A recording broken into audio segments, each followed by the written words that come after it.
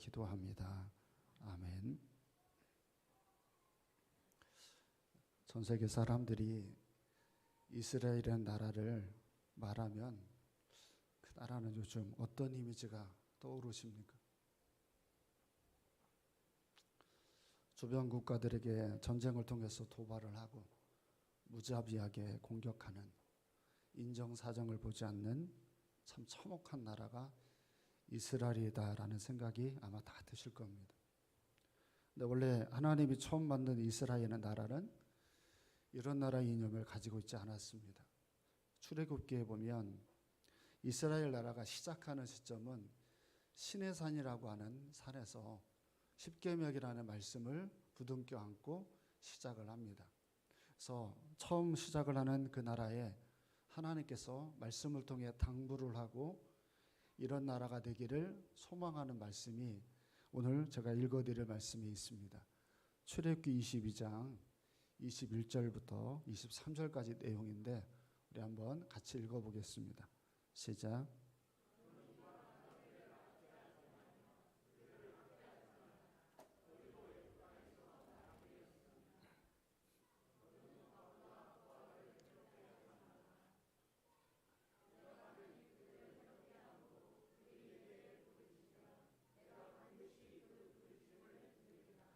아멘.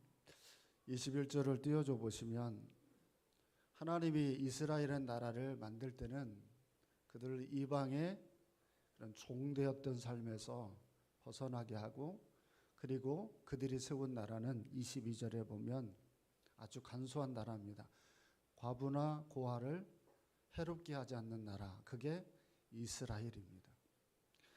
또한 23절에 보시면 이와 같은 일을 행하지 않게 되면 그 고아와 과부가 부르짖으면 하나님이 오히려 그 사람들을 벌하는 나라, 그게 이스라엘이 될 거다라고 하는 얘기를 하는 게 이 21절부터 23절까지의 내용입니다.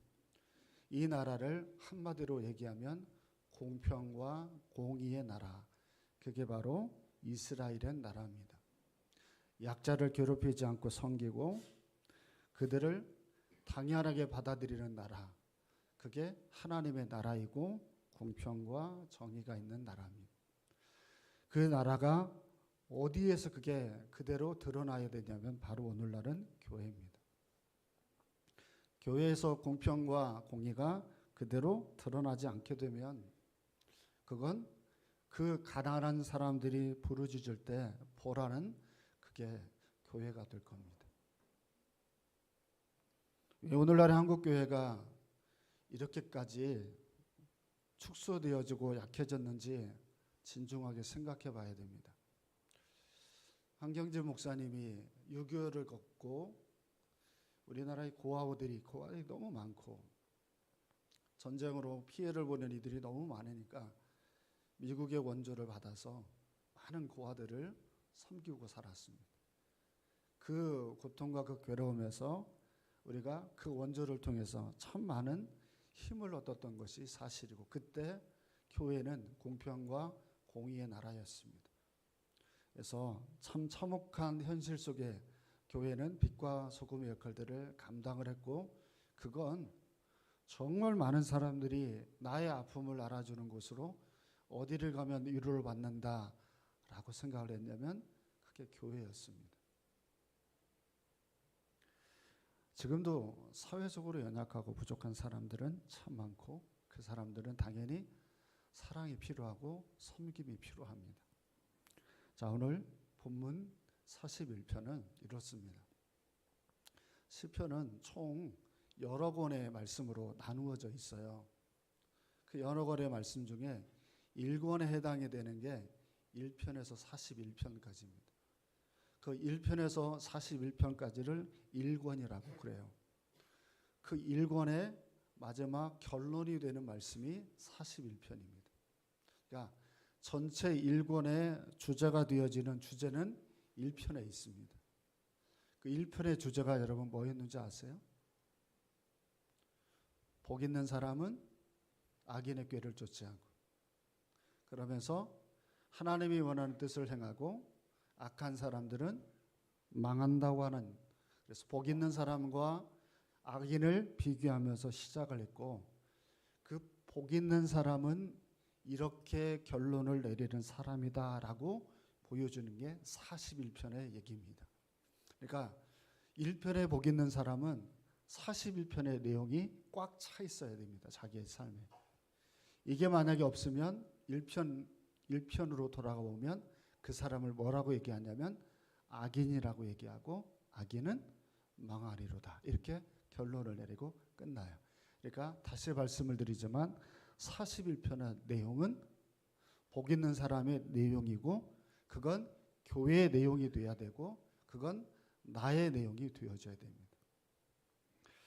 한국 땅이 지금 하나님을 믿는 사람들이 약 400만 명이라고 그럽니다. 400만 명이 교회를 가면 꼭 한 번씩 듣는 얘기가 뭐가 있을까요?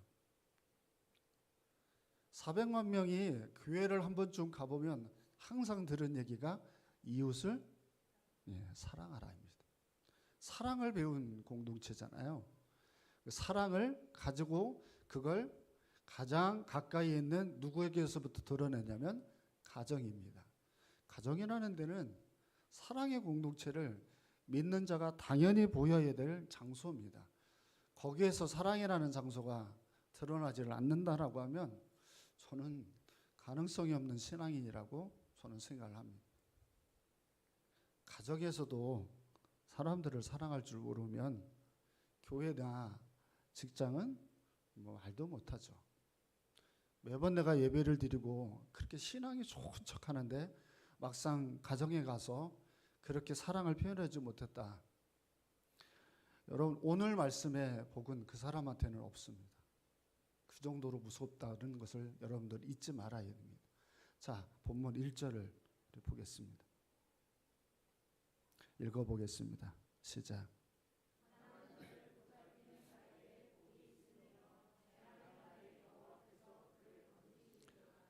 아멘. 복 있는 사람의 그 생활의 면모를 보여줄 때 첫 번째로 이야기하는 것은 가난한 자를 보살피는 자에게 복이 있으며, 이렇게 되는데 여기서 가난한 자가 히브리어로 달이라는 말을 씁니다.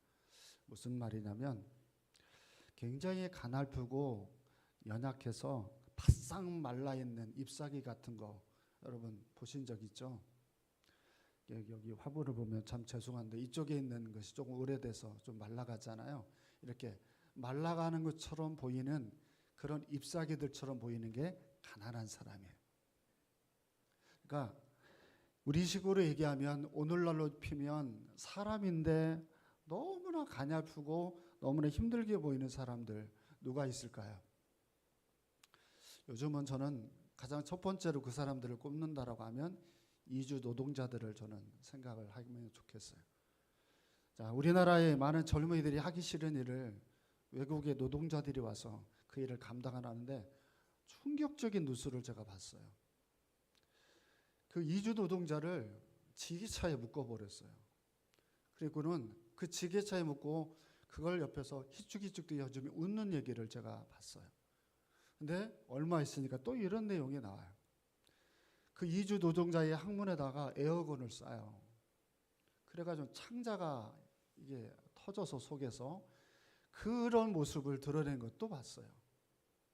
이게 기독교를 믿는 나라에서 해야 될 행동은 아니죠. 우리 예슬이가 섬기고 있는 서울에 서장복이라는 데가 있습니다. 장애인들이 그곳에 와서 직업을 갖도록 훈련을 받고 그리고 배출을 하는 곳입니다. 바리스타나 또는 뭐 다른 일들을 할 수 있는 것들을 거기 있는 100여 명이 넘는 사람들이 애를 써서 고용을 시키고 창출을 하는 그런 곳입니다. 굉장히 제가 볼 때 참 꼭 필요한 기독교적인 저는 그런 회사라고 생각을 합니다. 그런 일을 할 때 우리 딸도 장애인들한테 굉장히 다치기도 하고 마음 상한 일을 겪기도 하고 막 이래요. 그들은 보살피는 것을 은혜로 모를 때도 많죠. 그런데 그런 사람들을 생각하고 살아가는 사회는 바로 하나님이 원하는 사회입니다. 오늘날에는 정말 너무 많은 노인들이 있어요. 참 마음이 아플 때가 많죠. 또한 그 노인들이 살아가는 삶의 곤고함도 이루 말할 수가 없어요. 한 번은 자식들이 해외여행을 데려간다고 인천공항으로 부모를 데리고 가요. 그리고 거기다가 버리고 온 일을 봤어요. 참 치매에 걸린 분인데, 참 이걸 보면 가난한 사람들을 보살피는 사회가 아니다라는 그런 참담한 마음들을 갖게 됩니다. 여기 주목해서 보세요. 보살피는 자 이렇게 돼 있죠. 이게 히브리어로 마스킬이라는 말을 써요. 이 보살피는 자가 마스킬이라는 말을 쓸 때는 어떨 때를 쓰냐면 동정의 마음을 가지고 연약한 사람을 돌보려고 하는 마음, 이게 마스킬, 보살피는 사람입니다. 연약한 사람을 보면 그 사람을 향하여 마음이 얼마나 우리가 뜨거워야 되는지 우리가 생각해 봐야 될 말입니다.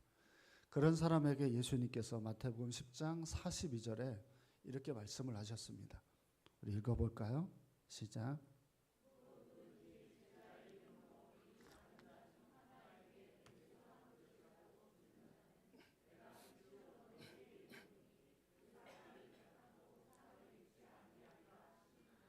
아멘. 아까 읽은 히브리서에 저기 1절에 나와 있는 가난한 자, 그리고 여기서 말하는 게 작은 자 같은 말입니다. 그러니까 가난한 사람이나 작은 자는 모두 다 형편이 너무 힘들고 초라하고 생활하기가 곤고한 사람입니다. 그런데 잘 보시면 너무 잘 아는 말씀인데 이걸 좀 착각하는 분들이 있는 것 같아서 이 말씀을 잘 보시면 그 가난한 사람에게 도와줘야 될 내가 도와줄 게 냉수 한 그릇밖에 없는 사람도 있어요. 그죠? 여기 말씀이 시사하는 바가 다른 방향으로 보면 이 너무나 가난하고 힘든데 내가 도와줄 형편이 냉수 한 그릇밖에 대접할 형편이 안 돼요. 근데도 그 냉수 한 그릇을 대접을 해도 하나님은 결탄코 상을 잃지 아니하리라 이렇게 말씀을 합니다. 그러니까 하나님이 우리에게 의도하는 바는 뭐냐면 이 땅에는 양육강식이어서 항상 당하고 피해를 보고 힘겹게 살아가는 사람들이 너무 많은데 그 사람들에게 공평을 보이고 공의함을 보이는 건 교회가 되어져야 돼요. 그 교회는 내가 가지고 있는 걸 나누어 주어야 공평해져요. 없는 사람들에게는 그와 같은 냉수 한 그릇이라도 얻었을 때 그들은 그나마 한 번 쉬어갈 수 있는 쉼들을 얻게 됩니다. 그게 공평이고 그게 공유로운 나라입니다. 여러분, 올 한해 여러분들이 살아가면서 여러분 때문에 어느 누군가가 사랑을 느껴보고 섬김을 받아보고 그래서 살아갔을까요? 내가 살아간다고 하는 이유가 어느 누군가에게는 나도 대접 한번 받았다라고 생각할 수 있었을까요? 제가 영상 하나를 보고 참 흐뭇했던 적이 있어요. 저도 비슷한 일을 한번 과거에 했던 적이 있는데 군인들이 식사를 하러 이렇게 들어와요. 네, 이 친구가 이제 휴가를 나와서 막 못 먹어본 걸 먹고 싶어서 막 여러 가지를 이렇게 시킵니다. 저걸 어떻게 혼자 다 먹을 수 있을까? 근데 그걸 다 시켰는데 옆에서 묵묵히 보고 있던 한 중년 신사가 그걸 계산을 하고 가버려요. 그걸 나중에 알게 된 군인이 먹다가 이제 달려가서 감사를 표현하는 그런 영상을 제가 이렇게 봤습니다. 하나님은 그런 자를 사랑한다는 거죠. 내가 2026년을 살아가면서 사람의 사고에 가장 쓸모없는 생각이 무슨 생각인 줄 아세요? 누가 나를 대접하지 않나? 누가 나를 생각하지 않나? 이건 시선이 틀려버린 사람입니다. 내가 누군가에게 도움이 필요하지 않나? 내가 누군가에게 다가갔을 때 그 사람이 힘이 되어지지 않을까 생각하는 사람, 사고의 시선이 완전히 다른 사람입니다. 하나님은 한 번도 우리에게 누가 나에게 와서 대접하고 인사하고 그리고 나를 위하느냐를 우리에게 가르친 적이 없습니다. 오늘 우리 찬양의 가사처럼 내가 먼저 손 내밀고 내가 먼저 사랑하고, 이게 우리 믿는 사람들이 해야 될 삶의 표징이 됩니다. 근데 우리가 늘 대접만 받으려고 하는 마음들은 제가 말씀드리지만 오늘 본문이 여러분에게 충격이 되어져야 돼요. 왜냐하면 여러분은 모두 시편 1편을 엄청 좋아합니다. 그리고 자기는 다 복 있는 사람이라고 생각을 합니다. 그런데 41편의 내용이 자기의 삶이 없으면 악인이고요, 망합니다. 자, 2절을 보세요. 2절 말씀 시작.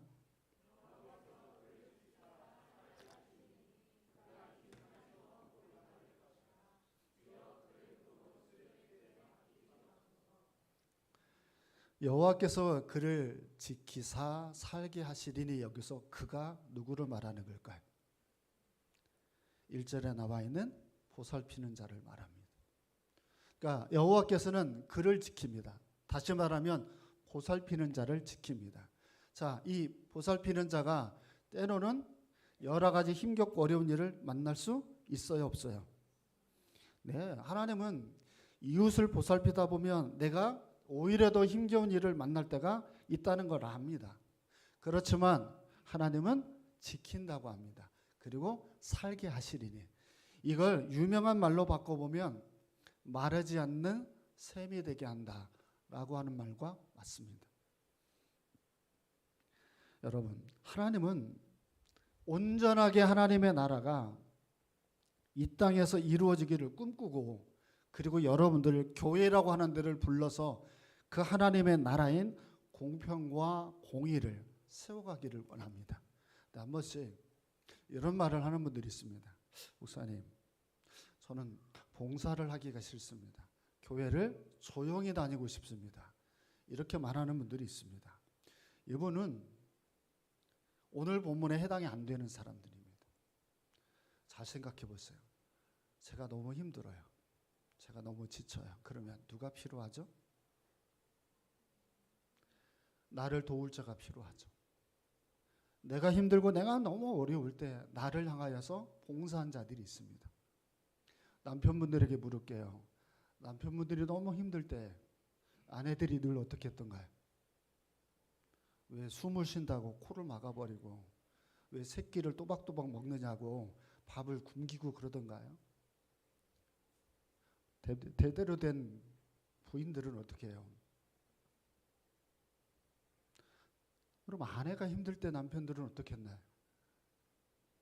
아내가 힘들고 아내가 어려울 때도 봉사하는 남편이 있어서 그들의 삶에 위로라는 것들을 우리가 누리잖아요. 자녀들에게 물을게요. 여러분이 아플 때 여러분의 부모들은 어떻게 했던가요? 돈 주면서 병원 갔다 오라고 하던가요? 통닭 하나 시켜 먹고 집에서 잘 버티고 있으라고 하던가요? 지극정성으로 부모들은 하염없이 자식들을 생각합니다. 또한 그러면 자녀들은 부모에게 어떻게 하나요? 가정의 달, 우리 그리스도인들에게 가정의 달은 12달 내내입니다. 5월달 한 달이 아니라 삶이 되어져야 되잖아요. 그런데 자꾸 교회에서 헛소리들을 하는 사람들이 있어요. 나는 단연코 이 사람들은 헛소리라고 생각을 합니다. 봉사를 안 했으면 좋겠습니다. 저는 그런 분들에게, 그러면 네 삶에 너를 위해서 봉사하는 자가 없을 것이다. 저는 이렇게 말하고 싶어요.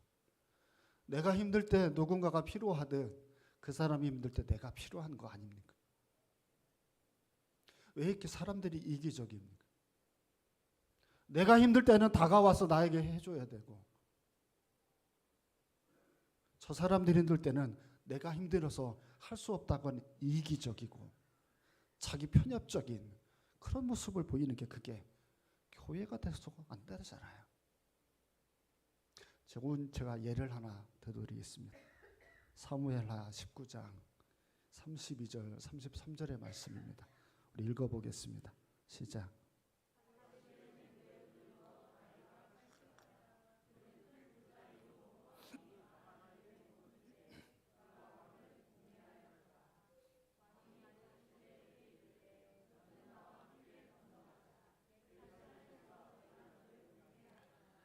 아멘. 바르실레라고 하는 사람이 등장을 합니다. 이 사람은 딱 한 번 등장을 합니다. 언제 등장을 하냐면 다윗이 압살롬에게 쫓겨서 허겁지겁 도망을 갈 때, 그때 이 나이 든 이 사람이 쫓아와서 다윗과 도망을 치고 있는 모든 부하들에게 자기가 가지고 있는 것을 다해서 공개가 뭐냐면 섬긴다는 겁니다. 자, 이걸 섬겨서 간신히 다윗이 그 위기를 잘 넘어갑니다. 그리고는 전쟁에서 이기고 돌아오는데 다윗이 바르실레를 일부러 만나러 옵니다. 그리고는 나와 함께 궁전에 들어가서 내가 너를 오히려 또 이제 공개하겠다 이렇게 얘기를 합니다. 근데 바르실레는 따라가지 않습니다. 그리고는 바르실레는 따라가지 않는데 다윗은 누구를 데리고 가냐면 바르실레의 자녀들을 데리고 갑니다. 그리고는 그 자녀들을 모두 궁전에서 사용하는 도구로 삼습니다. 잘 보세요. 바르실레가 하나님의 나라인 공평과 공의를 세울 때 하나님은 다윗을 통해서 또한 바르실레의 공평과 공의를 다윗을 통해서 제공을 합니다. 항상 하나님은 잊지 말아야 됩니다. 우리가 뿌린 대로 거둡니다. 좀 전에 제가 말했잖아요. 봉사하기가 싫어요. 그러면 하나님은 나를 위해서 봉사할 자들을 내 곁에서 떠나게 하는 거예요. 나이를 들면 외롭겠죠. 그렇지 않겠어요? 나밖에 모르고 산 사람들은 우리 잘 보신 드라마 중에 폭삭 속았수다. 악시 하는 사람 있잖아요. 악시 하는. 이 사람이 나이를 먹어서 어떻게 돼요? 굉장히 쓸쓸해지죠.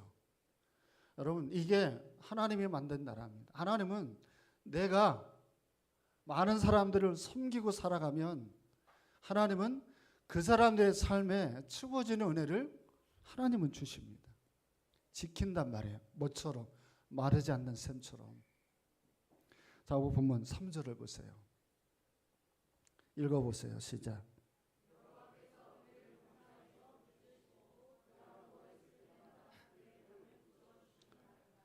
아멘. 예를 들어서 설명하는 내용입니다.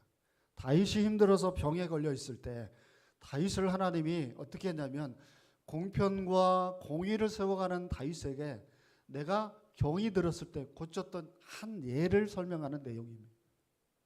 잘 아시는 것처럼 다윗은 죽을 병에 걸렸었습니다. 그리고 그 죽을 병은 상당히 다윗을 어렵게 했고 이건 다윗의 잘못으로 인해서 생겼던 과정이기도 합니다. 그런데 문제는 다윗은 항상 그의 곁에 사람들이 있어요. 근데 이 사람들을 뭐라고 표현하냐면 깡패들처럼 표현을 합니다. 그러니까 정말 버려져 있는 사람들, 그 사람들을 모으고 모아서 나중에 몇 명이 되냐면 600명이 돼요.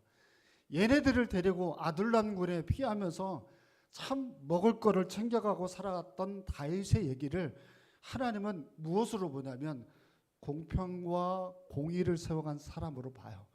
그래서 그는 어려운 일을 만나지만 지켜주는 은혜를 항상 만납니다. 그게 하나님의 약속입니다. 병상에 누워 있을 때 여러분 병상에 누워 있으면 참 사람이 쓸쓸해지잖아요. 누가병원에 입원했을 때가 있었잖아요. 작년 4월입니다. 허리가 아파서 이제 입원했을 때 거기서 의사 선생님이 저보고 그러더라. 두 가지를 못 하실 거래요. 첫 번째는 좋아하시는 운동을 못 할 거라.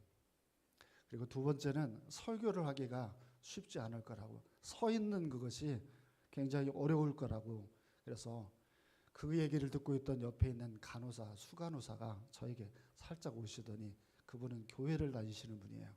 목사님, 설교를 하실 때 팁을 하나 제가 들어드릴게요. 한 발 한 발 강대상에다 살짝 이렇게 올리세요. 그래서 조금씩 허리의 부담을 줄이시면서 설교를 하면 됩니다. 이게 이제 앞으로 설교를 할 때 이제 목사님이 해야 될 그런 이제 과정처럼 이제 설명을 했는데 아시는 것처럼 저 지금 운동도 하고 있고 또 강대상에서 그렇게 발 올려가면서 설교하지 않습니다. 왜 그런 줄 아세요? 하나님은 당신이 원하는 뜻대로 가는 자는 반드시 세우시고 지키시고 인도하십니다. 그런데 그걸 잃어버리면 이렇게 됩니다. 이사야 41장 17절입니다. 자, 읽어보겠습니다. 시작.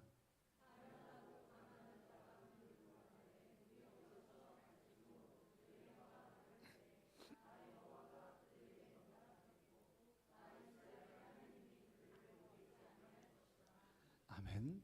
요 얘기는 좀 부연 설명을 해드리면 망해버린 이스라엘을 내가 다시 회복할 때를 얘기하는 말씀이에요. 이 말씀을 여러분들에게 찾아드린 이유가 중요해요. 자, 가난한 자가 물을 하나님께 구합니다. 그러면 얘네들이 전에 나한테 몹쓸 짓을 해서 공평과 공의를 잃어버렸지만 다 잃고 또 불쌍하게 가련하고 가난하게 행동을 하면 하나님이 또 와서 어떻게 하냐면 그래 내가 다시 너희를 도와줄게 하는 이 내용이에요. 근데 이 내용이 있기 전에 이스라엘을 생각하셔야 돼요. 있고 배가 부르니까 가련하고 가난한 자를 돕지 않아서 하나님의 영광을 거둬가고 이스라엘은 망해버렸어요. 나라가 없어졌어요. 나라가 없어졌어요. 그 나라가 다시 정신을 차리고 가난하고 가난해서 이제 하나님밖에 없습니다라고 외칠 때 내가 얘네들에게 다시 다가가서 하나님이 돕겠다는 거예요. 이게 누구의 마음이에요? 이게 하나님의 마음이에요.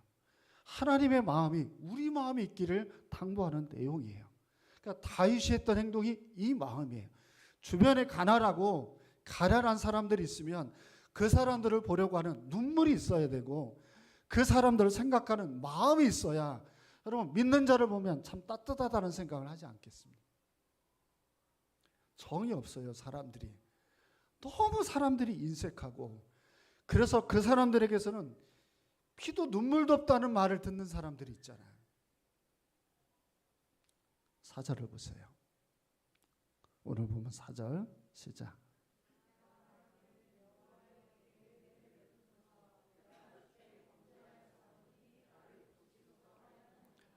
아멘. 따라해보세요. 내가 주께 범죄하였사오니. 여기서 말하는 자기가 죽기 범죄했다는 건 자기가 너무 연약하고 부족해서 혹여나 가난하고 가련한 사람들 돕지 못했던 죄를 말해요. 많은 죄들이 있는데 다윗이 고백하는 이 고백은 자기가 살아가면서 자기가 그러지 못했던 그 순간들을 하나님 앞에 뭐라고 고백을 하냐면 제발 고쳐달라는 거예요. 내가 가련하고 가난한 사람들 돌보지 못하고 지나가 버렸던 것이 있었던 이 죄가 있었고 이 죄가 자기를 정말 하나님이 원하지 못하는 모습으로 만들었던 걸 고쳐달라는 거예요. 그러니까 지혜로운 사람은 항상 마음의 지향이 어디에 있어요? 연약하고 내 곁에 부족한 사람들을 생각하는 마음입니다. 다시 여러분들이 돌아가 보시면 가장 여러분들이 만나는 공간은 가정이라는 데고 그리고 직장이라는 데고 여러분 거기에서 내뱉는 말들이 주로 뭐가 있는 줄 아세요? 어떻게 저런 애가 회사를 다니는지 모르겠다. 어떻게 저런 사람이 교회 성가되고 저런 사람이 어떻게 권사고 저런 사람이 어떻게 집사냐. 우리 이렇게 내뱉는 말들이 있는데 그 사람들이 모두 다 가련하고 가난한 사람들이. 그 사람들을 내가 비난을 하고 여러분들이 하면 하나님이 너 참 잘했다 할 것 같죠. 너는 분별력 있다 할 것 같죠. 여러분 그 입을 닫아야 돼요. 왜냐하면 여러분도 똑같아요. 여러분도 가련하고 가난하게 행동할 때가 있어요.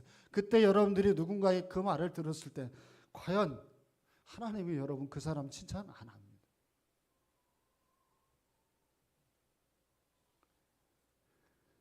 약한 성도들은 항상 핑계를 댑니다. 저런 인간들 때문에 내가 교회 봉사하기 싫다. 오늘도 이제 뭐 식사 준비하신 분이 있을 거 아니에요? 식사를 준비하면서 그런 마음들을 가지고 있는 거예요. 저런 사람들 때문에 나는 식사 당번하기 싫다고. 또는 뭐 교회 봉사하면서 저런 사람들 때문에 나는 교회 섬기기 싫다고. 그런 말들을 하는 분들이 계시는데 여러분 그 사람들을 섬겨서 여러분들이 복을 누리는 거예요. 내 음식 자랑하려고 내가 대단한 것처럼 무슨 뭐 찬양을 하고 내가 잘되는 사람인 것처럼 뭔가를 드러내기 위해서 교회를 하는 건 하나님이 여러분 보고 잘했다 칭찬 전혀 하지 않습니다. 항상 우리는 우리가 하는 행위가 누군가에게 도움이 되는 것이 그게 하나님이 원하는 거죠. 자, 이런 인간들이 있습니다. 5절입니다. 시작.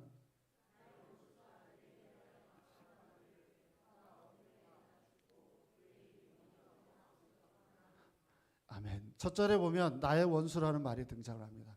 예, 다윗의 원수가 누구냐면 공평과 공의를 행하지 말라고 하는 사람들이. 나의 원수가 악담을 한다는 것은 그럼 무슨 말일까요?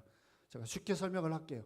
이 악담을 하는 원수들이라는 건 뭐냐면 누구를 도와야 되고 누구를 섬겨야 되면 두드러기가 나는 사람들이에요.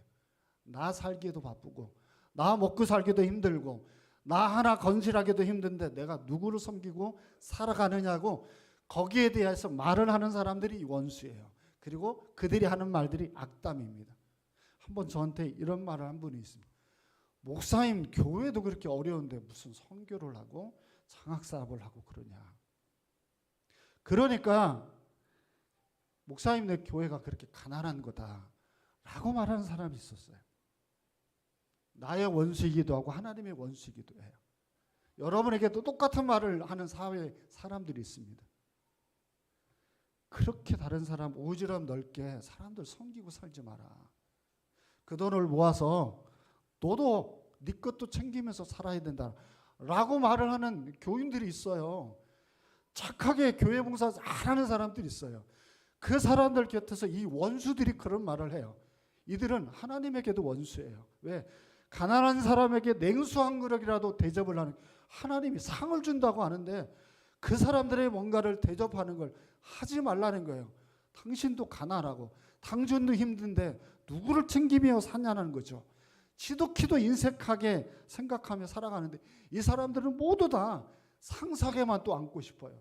대접은 그렇게 받고 싶어요. 그런 사람에게 또 제가 예를 하나 들려드릴게요. 시간은 같지만 사무엘상 25장 11절 시작.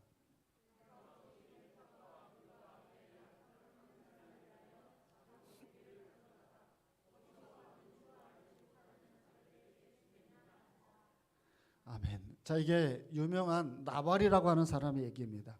마온에 사는 나발. 누구냐면 다윗이 곁에서 오랫동안 지켜줍니다. 그때 이 사람이 큰 부자여서 양털 깎는 일을 합니다. 이스라엘은 양털을 깎는 날이 오면 주변에 가난한 사람들 다 초대해서 다 대접을 해줍니다. 이게 그들의 문화입니다. 양털을 깎는 날이 되니까 다윗도 같이 있는 지체들과 너무 힘드니까 음식을 얻어먹기 위해서 사람들을 보내는데 다윗이 누구냐? 나는 얘를 모른다 라고 해가지고 거절하는 장면입니다. 이 거절하는 이 사람에게 하나님이 이렇게 합니다. 38절을 읽어보겠습니다. 시작.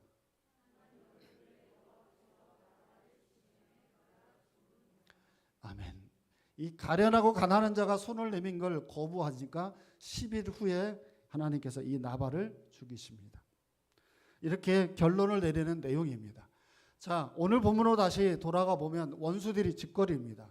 이런저런 말을 하면서 오지랖 떨지 말고 사람들 섬기고 살아가기보다 그 돈 모아서 니네 가정이나 니네 식구들이나 네 인생이라 책임을 지고 살라 라고 하는 마인드를 가지고 있고 그렇게 살아가고 있는 거예요. 그런 사람들에게 하나님이 하시는 말씀이 뭐냐면 10일 후에 그 사람을 쳐서 죽게 만들었더라. 이렇게 이제 결론을 내리죠. 오늘 보면 11절도 봅니다. 11절 시작.